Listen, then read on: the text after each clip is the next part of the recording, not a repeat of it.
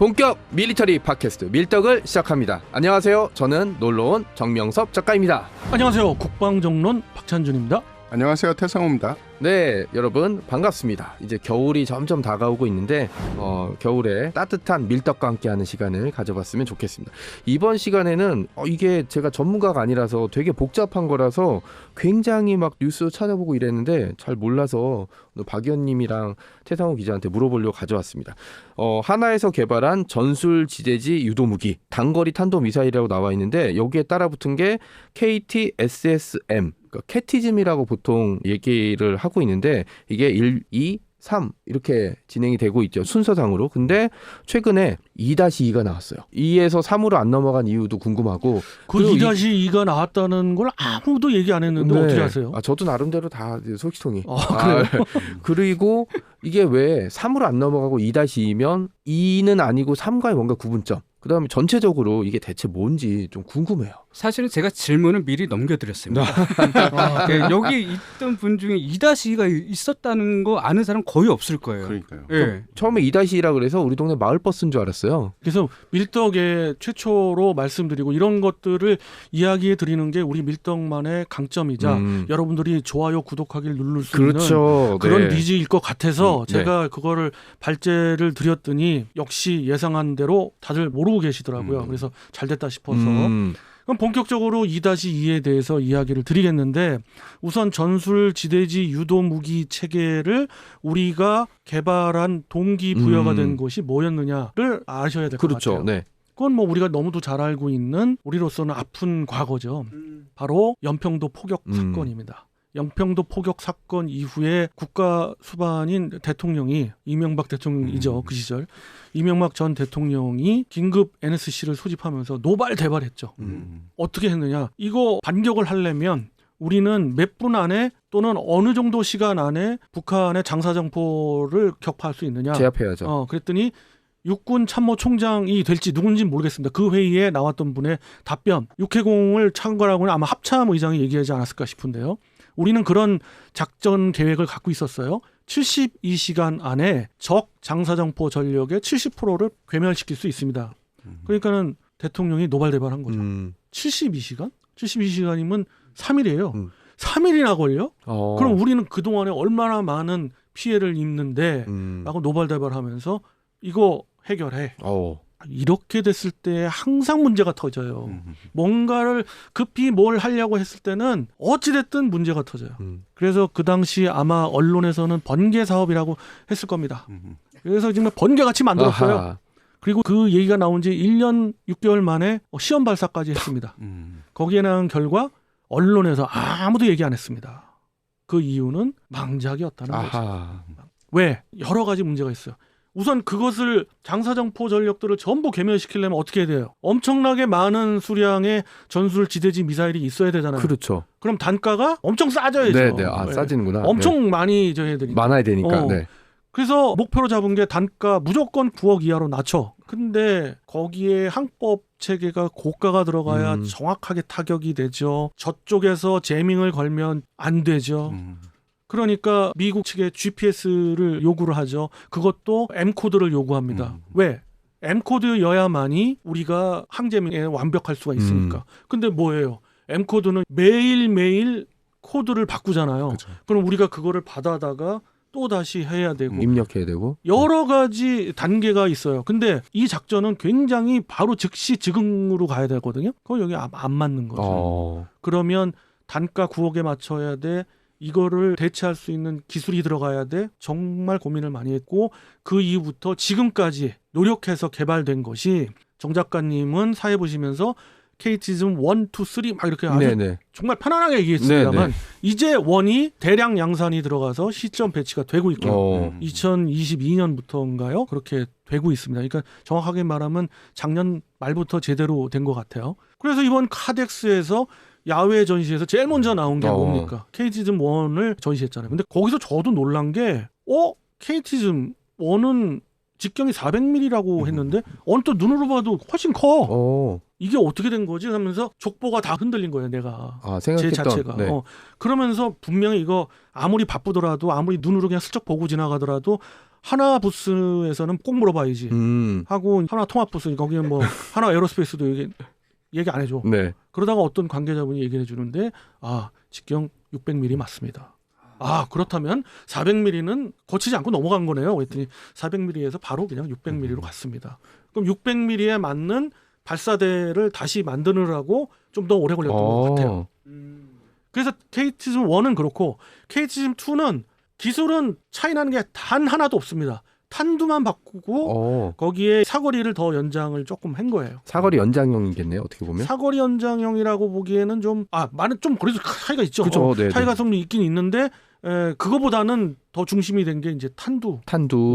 탄두를 원래 우리가 KT즘 2는 뭐에 대체로 쓰려고 했냐면 역시 적 장사정포도 견제하지만 장사정포에 대한 파괴는 KT즘 1이고 KT즘 2는 우리가 가지고 있는 에어테킴스.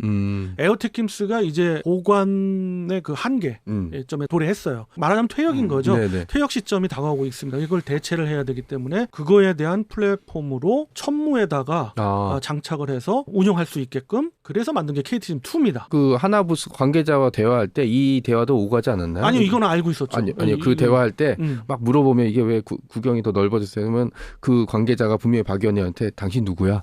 그런 얘기하면은 네. 안 됩니다. 그 길어지고 네. 그다음부터 말을 닫습니다. 그래서 나는 모르쇠로 일관하거나 네. 간당간당한 질문만 하고 넘어갑니다. 예 아니오로 얘기할 수 있는 것들도 위주로 나옵니다. 그게 하나의 팁이라고 제가 에어쇼나 카덱스 이런 데 갈 때 제가 말씀드렸지 않습니까? 네. 이제 여러 번 간 사람은 그렇게 해야 돼요. 그래서 말씀을 좀 이어드리면 KT즘 3는 그 이후에 왜 나온 거냐. KT즘 2는 지금 거의 탐색 개발이 끝나서 이제 체계 개발됐고 제가 판단하기엔 기술적인 부분은 끝났어요. 왜냐하면 그와 거의 동일하면서 소프트웨어를 교체해서 사거리만 살짝 10km 줄인 290km짜리를 어디에요? 폴란드에 수출했잖아요. 네. 천무에 실어서. 네. 아랍에미레이트로도 갔고 사실 사우디아라비아도 갈 거고 그런 얘기입니다. 그러니까는 그것들은 우리 군에만 배치만 안 됐지 벌써 다 끝났어요. 그리고 기술적인 어떤 어려움 문제도 없고 거의 없습니다. 그래서 우리는 이제 실전 배치는 2027년에 할 겁니다. 그건 이제 정보를 말씀드리고 KT즘 3는 뭐냐? 이거는 또 우리 현무 2 있지 않습니까? 현무 2 AB. B는 좀 굉장히 그 고급 기술이 들어갔지만 A는 사실 그것도 급하게 개발했기 때문에 그닥 커다란 기술은 아니에요. 다만 사거리가 좀 나가고 이런 전술 지대지 미사일 수준의 단가를 훨씬 뛰어넘는 단가죠. 그러니까 거기에 고급 기술이 다 들어간 거예요. 그러니까는 명중 오차가 10m 안쪽 5m 막 이러잖아요. 네. 근데 그렇다고 해서 전술 지대지 미사일이 여지껏 시험했지만 3m 범위 벗어난 적도 없어요. 그러니까 이거 대단한 거죠. 저급 기술로 만들었습니다만 대단한 건데 아무튼 현무2 특히 A를 대체하기 위한 그게 또 수명이 다 돼가거든요. 그런 의미로 원래는 KT즘 3라고 명명을 했어요. 네. 근데 나도 놀란 게 그분하고 이야기 끝에 나온 거예요. 2-2래.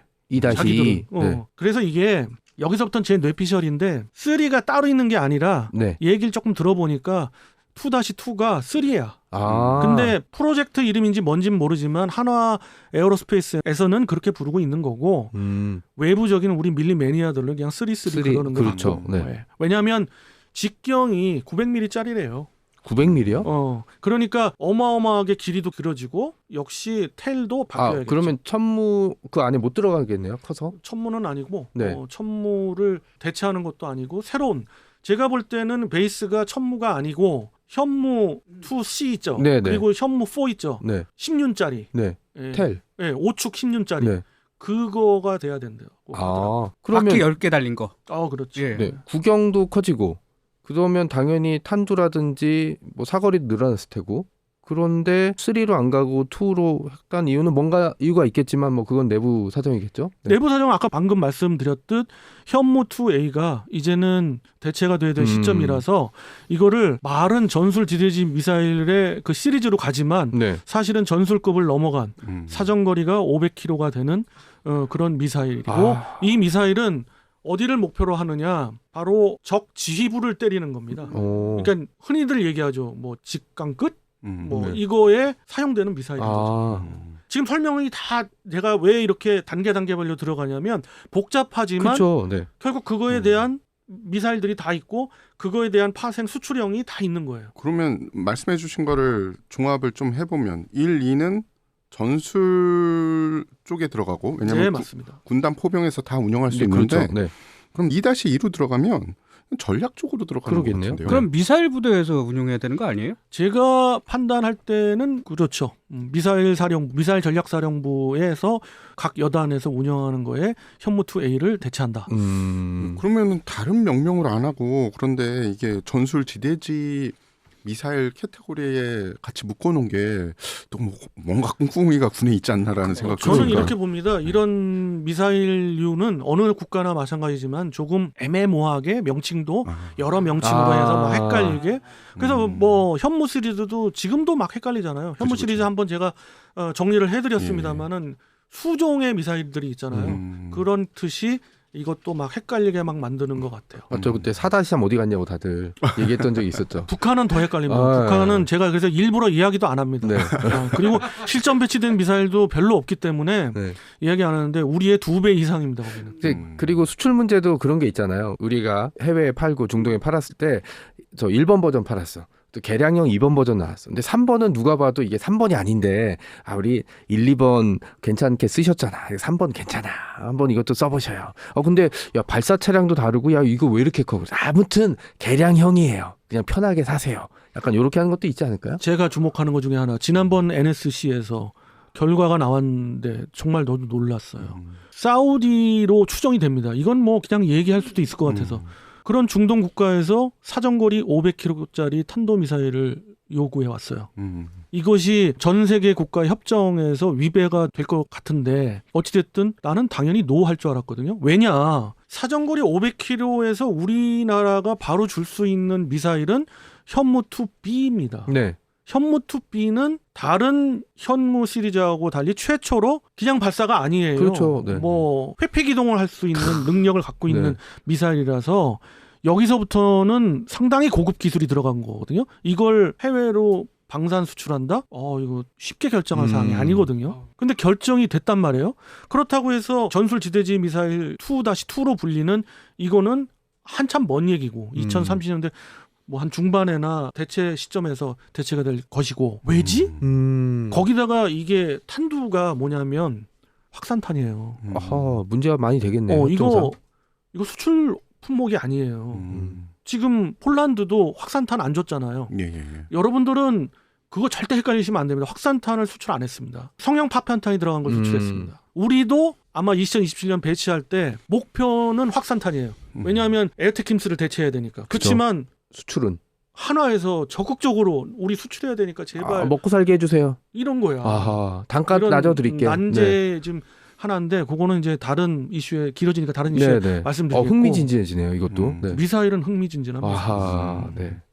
근데 진짜 그건 맞아요. 하나에서는 그룹 차원에서 그런 이야기를 많이 하더라고요. 사실은 큰 하나 그룹에서 보면 방산은 되게 작잖아요. 그렇죠. 근데 방산에서 계속 걸린대요. 그러니까 뭐 다른 데랑 큰 거래를 하다 보면 근데 니네 무기 파는 회사 아니야? 죽음의 무기상이네. 이런 얘기가 나오는데 확산탄까지 팔았다라고 하면 더 힘들어지겠죠. 그룹 차원에서. 왜냐면 한화라고 우리 부르지만 원래 이름이 한국화약. 그러니까 중국에서 번역하면 남조선 폭파 집단. 이래서 입국도 못하고 이런 적이 있었는데 이거를 막 이미지 메이킹을 하고 있는데 야 니네 확산탄도 이제 만들어서 팔아? 이 나쁜 회사네. 이렇게 될 수 있잖아요. 네. 몇 번 다뤄봤지만 CCW라고 하죠. 뭐 특수 재래식 무기 금지 협약이라고 저는 알고 있는데 그 국제 협약을 위반하게 되는 거잖아요. 그리고 미국의 자체적인 어떤 조건에서도 위배가 되고 불발률 1% 이하로 떨어뜨려야 되니까.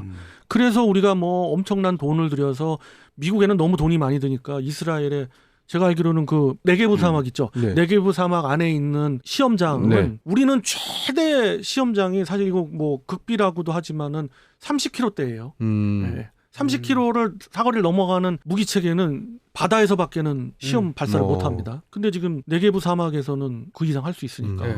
그리고 굉장히 넓은 범위에서 파악을 해야 확산탄의 그렇죠. 불발률을 네. 알 거 아니에요. 근데 거기서 정말로 신의 한 수인지 다행인지 기술 성공을 해서 하나하고 풍산이 그거에 맞는 걸 들여오는데 풍산은 우리나라에만 주로 공급을 하니까 K333이라죠. 그 사거리 연장탄. 복합 사거리 연장탄을 벌써 지금 생산하고 있는데 하나는 말씀대로 엄청 꺼리고 있어요. 남조선 폭파 집단이 될 수 없다. 뭐 그런 것도 있고 이게 또 문제가 되는 게 만약에 사우디에서 K쯤 2- 이런 거 사가서 이스라엘 같은 데 쏴버리면 우리도 엮일 수 있는 문제가 될 수 있거든요. 네, 농담이 아니라.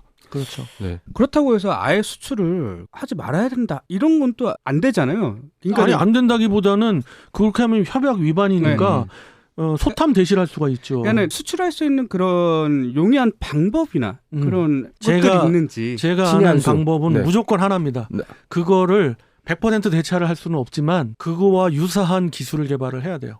지금 그거 중에 하나가 성형 파편탄인데 성형 파편탄은 뭐 확산탄에 비하면 뭐 세 발의 피일 수도 있지만 쇠구슬 쏘는 거잖아요. 그렇죠. 탁 볼 터지면. 베어링을 안에 이렇게 넣어가지고 네. 퉁스텐으로 된 거 네. 그걸 넣어가지고 어느 정도의 확산탄에 준하게끔 그런 능력을 보이는 파편이 그냥 여러 개 퍼지는 거죠. 그 기술을 아주 확대해야죠. 그거는 뭐 아직까지 금지되지 않으니까. 그렇죠. 그 문제는 그렇게 해결이 된다 그러면 또 하나 남는 문제가 사거리 연장. 사우디로 추정된 중동 국가가 요구한 건 사거리 500km 정도. 근데 협약상은 300km가 넘지 않으니까 여기서도 좀 충돌되는 부분인데 이건 해결 방법이 있을까요? 그거는 제가 보기에는 폴란드의 사례로 갈 것 같아요. 500km라고 우리는 흔히 얘기하지만 뭐 네. 490km 뭐 이렇게. 네. 그러니까 299km지만 그렇죠. 잘 각도를 조정하고 연료 이게 조금 더 넣으면 500km 갈 수 있어. 뭐 이렇게. 소프트웨어만 바꾸면 네. 금방 500km 내지는 500km가 넘어가거든요. 사실 현무2B가 500km라고 그러는데 500km를 확인한 사람은 아무도 없습니다. 500km가 더 나갈 수도 있어요. 대충 그 정도 간다는 거지. 확인을 할 수 없는 문제잖아요. 우리가 안다고 얘기할 수도 없는 문제고. 그러니까 그냥 500km라고 하면은 북한 전역을 커버한다라고 보시면 되는 거고 이렇게 소프트웨어만 바꾸면 될 수 있는 문제 정도는 이렇게 해서 던지면 니들이 알아서 해. 개발해. 네. 우린 그거 용인해 줄게. 네. 이렇게 가면은 뭐 우리는 빠져나가는 뭐 거죠. 고객님의 니즈에 대해서는 이해는 했고 우리가 그걸 맞춰줄 수 있을지 없을지 모르겠지만 비공식적으로 이런 방법이 있습니다. 뭐 쓰시려면 쓰시고 근데 여기에 대해서 우리가 보증을 해주거나 우리가 뭐 얹혀줄 수는 없습니다. 심지어 중국 같은 경우는 사정거리 1000km 되는 탄도미사일을 수출하잖아요.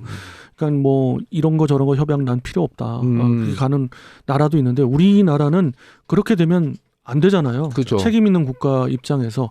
그러니까 그 절충안을 생각해야 되고 항상 길은 열려 있다. 그럼요. 두드림은 열려 있고 그러니까 방법이 없는 건 아니죠. 그러니까 수출로 먹고 사는 우리나라한테 이런저런 제약을 준다는 건 우리 어떻게 먹고 살라고 이런 문제도 있고 뭐 여러 가지 방법이 있잖아요. 예를 들어서 전기 자전거도 뭐 하나 단추 풀면 속도가 갑자기 50km가 제한이 있는 게 한 100km 올라간다든지 뭐 그거는 타는 사람이 알아서 하는 네, 이런 문제라고. 책임은 본인들이 지는 거죠. 그럼요. 네, 보증서 밖의 문제라서 이런 문제가 잘 처리됐으면 하는 바람이 있습니다. 뭐 이렇게 얘기하다 보니까 여러분들이 조금 더 흥미 있어 하셔가지고 네. 원래 사실은 KT즘 1 때 그 기술을 어려운 거를 살짝 제가 내비쳤잖아요.